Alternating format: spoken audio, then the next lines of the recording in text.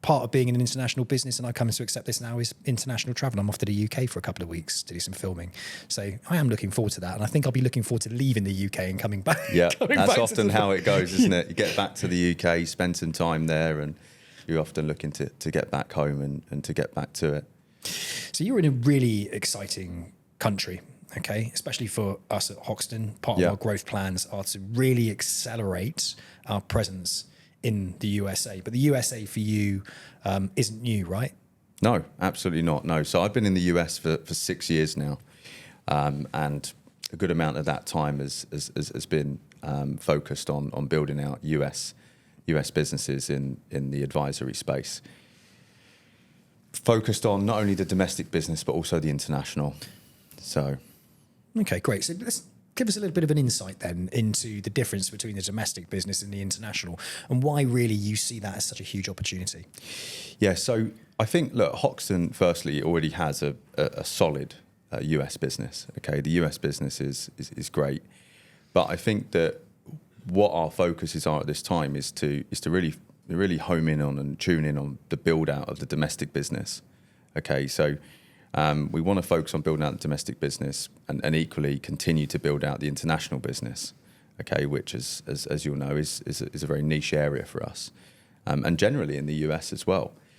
The difference is, so domestic business is business that is conducted within the US, okay, so for US residents, and that can be both in the RIA, so on the Registered Investment Advisory business, but also in the insurance business as well, okay, so both of those areas of business ultimately factor in and become part of a client's financial plan. Okay, so that's where we are in the domestic business, and then equally the same for the international business. That's going to be focused on predominantly individuals that may have spent time working in the US and then they've left to return back to their home country, but also individuals that are leaving the US. Okay, because as you'll know, there's more than ever people are moving outside of the US for various reasons. But in those cases, it's the same, right? We as a holistic financial planning firm, we're supporting those clients with generally the investment advice, but then also with our products and solutions in the insurance space as well. Fantastic.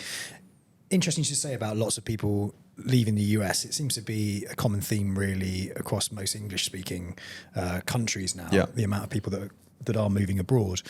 You said there was various reasons. What are some of the reasons you're coming up against when it comes to people actually wanting to move out of the US? Yeah, I think what you're finding now is that more retirees are leaving the US, and that can be because of taxation, okay, cost of living, political reasons. I think those are really the three main areas, the drivers that are forcing people out of the US. But it's been tough historically, because if you look outside of the past 2 to 3 years, in the decade prior to that, it's been very difficult for a US connected, let's call them individual, when leaving the US to really manage their finances. That could be anywhere from opening a bank account through to managing their IRA. It's been very difficult, and the reason for that is compliance rules, okay, but also really, I guess, because of the IRS. You know, a lot of the time, institutions overseas have not had the experience or the exposure to understand how best to support those clients.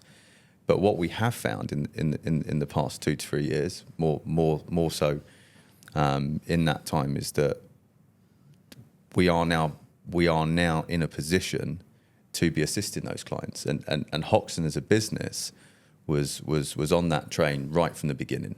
Okay, and I believe that this business has by far the most superior product and service offering for international clients.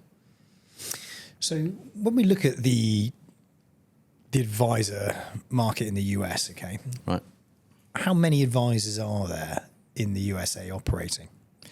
Circa 300,000 domestically.